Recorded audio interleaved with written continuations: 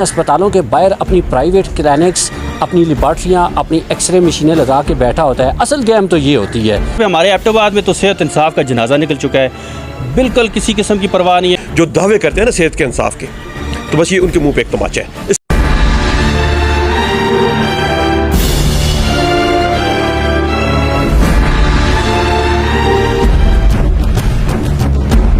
بسم اللہ الرحمن الرحیم۔ دنیا پوائنٹ کے ساتھ میں ہوں آپ کا دوست، آپ کا ہوسٹ عالمزیب امان۔ اس وقت میں موجود ہوں ڈی ایچ کیو اسپتال ایبٹ آباد میں، اور یہاں پہ آئے روز ایکس رے کا جو ان کے پاس فلمیں ہیں، کبھی وہ ختم ہو جاتی ہیں، کبھی لیبارٹری کا کوئی ایشو آ جاتا ہے۔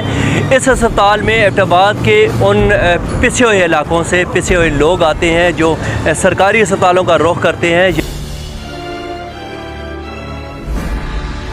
اصل میں دیکھیں، ہمیشہ اسپتالوں کے اندر ایک مافیا موجود ہوتا ہے۔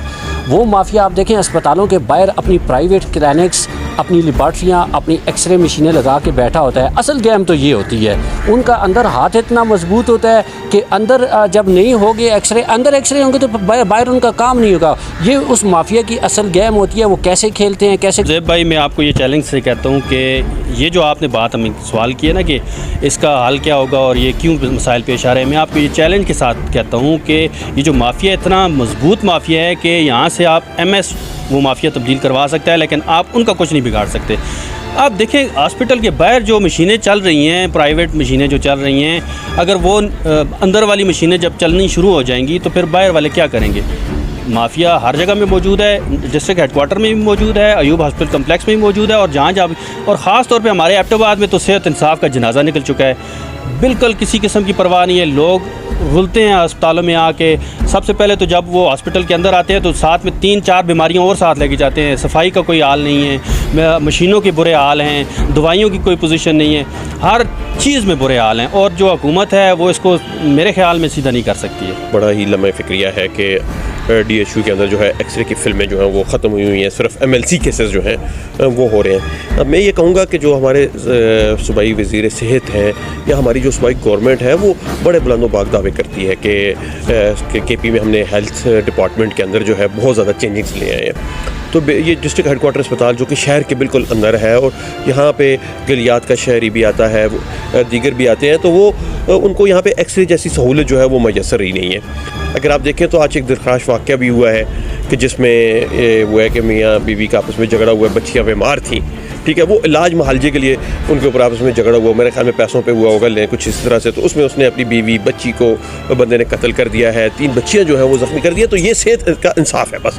میں اس کے اوپر آگے کچھ نہیں کہوں گا کہ یہ جو کچھ آج واقعہ ہوا ہے نا، جو دعوے کرتے ہیں نا صحت کے انصاف کے، تو بس یہ ان کے منہ پہ ایک تماچا ہے۔ اس سے آگے میں آپ کو کچھ نہیں کہوں گا۔ تو اس وقت میرے ساتھ ایبٹ آباد پریس کلب کے صدر سردار نوید عالم بھی موجود ہے۔ ان سے بھی جاننے کی کوشش کریں گے کہ یہ ایکس رے کا جو ایشو ہے اتنے ٹائم سے ہے، یہ حل کیوں نہیں ہو رہا۔ السلام علیکم سر۔ وعلیکم السلام جی۔ یہ جو ہماری معلومات ہے اس کے مطابق یہ ہے کہ جو ٹھیکیدار ہے جو سپلائی کرتا ہے، اس نے یہ وہ رکھا ہے کہ ڈالر کا ریٹ اوپر گیا ہوا ہے، اور جس وجہ سے میں نے جو ان کو کوٹیشن یا ریٹس دیے ہوئے ہیں وہ کم ہے۔ اب ایکس رے کی جو فلم ہے وہ کنیکٹ ہے آپ کے امپورٹ سے، اور امپورٹ کا بل جو ہوتا ہے وہ ڈالرز میں پے کیا جاتا ہے اس وجہ سے۔ لیکن حکومت کی یہ ذمہ داری ہے۔ دیکھیں ایوب کمپلیکس میں وہاں پہ کوئی ایکس رے کا مسئلہ نہیں ہے، لیکن ڈی ایچ کیو ایبٹ آباد اس میں سب سے بڑی وجہ یہ ہے کہ یہ پروونشل گورنمنٹ کا سبجیکٹ ہے، اور پروونشل گورنمنٹ بالکل عدم دلچسپی کا مظاہرہ کر رہی ہے۔ ایسے لوگ کمپلین کرتے ہیں، ہماری کوشش ہوتی ہے اس ادارے کے سربراہ سے بھی پوچھا جائے کہ یہ جو مسائل آ رہے ہیں وہ کیسے ہیں۔ تو اس وقت ڈی ایچ کیو اسپتال کے ایم ایس میرے ساتھ موجود ہیں، ان سے بات کرنے کی کوشش کرتے ہیں کہ یہ جو لوگوں کے لیے مسائل ہیں، یہ ایکس رے نہیں ہو رہے، پہلے اگر 400-500 ہو رہا تھا تو اب 30-40 ہو رہے ہیں، اس کی بیسک وجہ کیا ہے؟ السلام علیکم سر۔ وعلیکم السلام علمزیب، کیسے ہیں آپ کا بہت شکریہ کہ آپ نے ہمارا ویو پوائنٹ جو ہے عوام تک پہنچانے کی کوشش کر رہے ہیں آپ، اور آپ ایک بہترین کام کر رہے ہیں، کیونکہ مختلف قسم کی افواہیں ہوتی ہیں کہ کچھ چیزیں ہم لوگ پروکیور نہیں کر رہے۔ اب لاسٹ ویک کی میں آپ کو بتاؤں، یہ سپلائی اینڈ ڈیمانڈ کا ایشو ہے، امپورٹ کا ایشو ہے۔ لاسٹ ویک ہم نے 20,000 ایکسٹرا فلمز کا سپلائی آرڈر پلیس کیا تھا، تو فرم نے ہمیں 200 فلمیں دی۔ اب ان کی امپورٹس کا ایشو ہے یا ان کی پروویژن کا ایشو ہے، ہم کوشش کر رہے ہیں कल जैसे मेरा नया डिजिटल एक्सरे प्लांट आया है एक्फा कंपनी वालों का, तो इंशाल्लाह वो भी इंस्टॉल हो जाएगा। मगर फिर भी बेसिक इशू ये है क्योंकि इक्विपमेंट तो वन टाइम एक्टिविटी होती है, आप इंस्टॉल कर देते हैं, ऑपरेशनल होता है। फिर जो कमोडिटीज़ होती हैं जैसे मार्केट्स के आप देख रहे हैं, अप डाउन्स देख रहे हैं, मेडिसिन हमारी तरफ से तो कोई कमी नहीं, शुक्र अल्हम्दुलिल्लाह, रिसोर्सेज का भी नहीं है, मगर सप्लाई का इशू है वहाँ पीछे फर्म से। बोल मार्केट पे आप जैसे देख सकते हैं किसी कोई चीज़ रेगुलेट नहीं होती। कल अगर एक्सरे 400 रुपये का था, उनको फिल्म महंगी मिल रही है तो ओपन मार्केट में इसलिए दे देते हैं कि वो पे भी कर देते हैं और वो लोगों को चार्ज भी करते हैं। अभी आप डिजिटल एक्सरे देख लें, हमने जब लगाया था उस वक्त हमारी ब्रेक इवन कॉस्टिंग आ रही थी 200 रुपये पर एक्सपोजर। मार्केट में उस वक्त 800 का था, जब हमने 200 का किया उन्होंने अपने प्राइसेस 400 पे कर लिए, अभी फिर वो 600, 800, 1000 रुपये, क्योंकि वो तो ओपन मार्केट है, उन पर तो कोई लाजिम नहीं है कि वो उस प्राइस को फॉलो करें।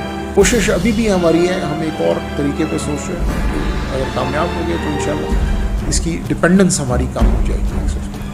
थैंक यू, बहुत शुक्रिया। जी बिल्कुल, एक्सरे मशीन जो DHQ अस्पताल में जिसका इशू चल रहा है, काफ़ी दिनों से मरीज़ों को तकलीफ़ है, इस हवाले से हमने शहरियों से भी बात करने की कोशिश की है। उसके अलावा एबटाबाद DHQ अस्पताल के जो MS हैं उनसे भी बात करने की कोशिश की है। हमारी आवाज़ की किसी भी सरकारी व नीम सरकारी इदारे में आपको भी ज़रूरत है तो हम अम्मा वक्त आपकी मदद के लिए, आपकी आवाज़ उजागर करने के लिए भी तैयार हैं। स्क्रीन पर नंबर चल रहा है, आप हमारे साथ रब्ता कर सकते हैं। अगले किसी प्रोग्राम में फिर आपसे मुलाकात करेंगे, उस वक्त तक के लिए अपने मेज़बान आलमज़ेब अवान को इजाज़त दीजिएगा। अल्लाह हाफ़िज़।